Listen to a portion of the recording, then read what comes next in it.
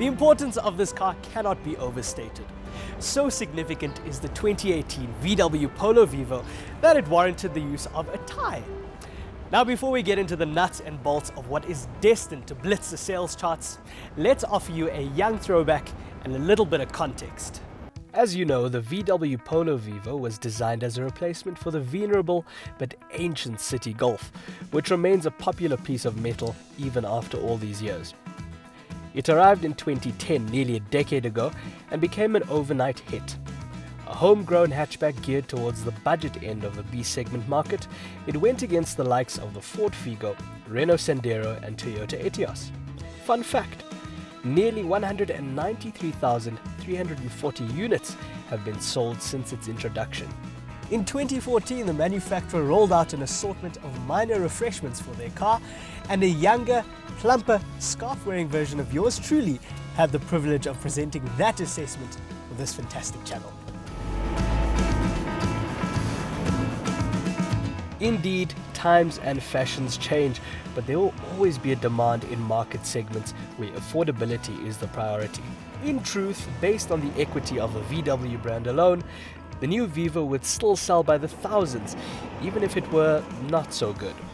Luckily, there are more than a few virtues that imbue substance to this decision, rather than it being a mindless one driven by the weight of an emblem. For starters, and I apologize profusely for stating the obvious here, the new Polo Vivo is based on a proven product. Yes, this is basically a reheated version of the last generation Polo, albeit with a few measures driven by the bean counters of the company, which has seen the omission of some items in an obvious bid to keep the final price to a minimum. Some owners of the previous Polo threw their arms up in disbelief, fearing it would hurt their vehicle's residual values. But surely they couldn't have been that surprised. I mean, VW did the same thing with the last Vivo. Anyway, look, the Mark V Polo is a good place to start. If you recall, it even won the title of 2011 South African Car of the Year. Well, it tied with the BMW 5 Series. Okay, perhaps not the best accolade to mention given recent events. Only ardent aficionados will be able to spot the differences between the Polo Vivo and the former Polo at first glance. Same goes for the interior. Quality is fine in the Polo Vivo. You might be able to spot some exclusions over the regular old Polo. The door panels, for example, are not upholstered in fabric.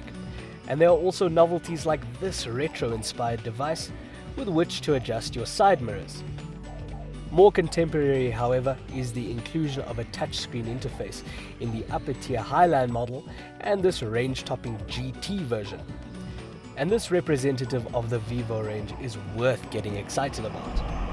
Think of it as an aspirational GTI, an attainable option if your budget can only extend to the VR part of VRPA for the time being.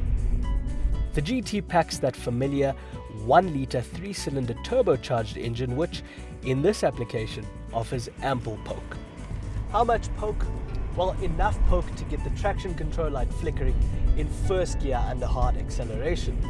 The Polo Vivo GT employs a 6-speed manual transmission. Lesser models make do with a selection of tried and tested normally aspirated engines that you would have experienced in a compact VW at some point.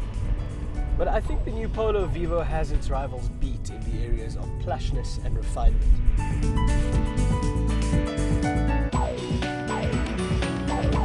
There is a feeling of sure-footedness and solidity that is not typical of cars in this end of the market, once again attesting to the shrewdness of using the underpinnings of that accomplished outgoing Polo. It just works. Prices range between 179,900 Rand and 245,000 Rand. Yes, it is slightly more expensive on average than the stated rivals from Renault, Ford and Toyota, but somehow I doubt that will be an impediment to its success. You get what you pay for after all.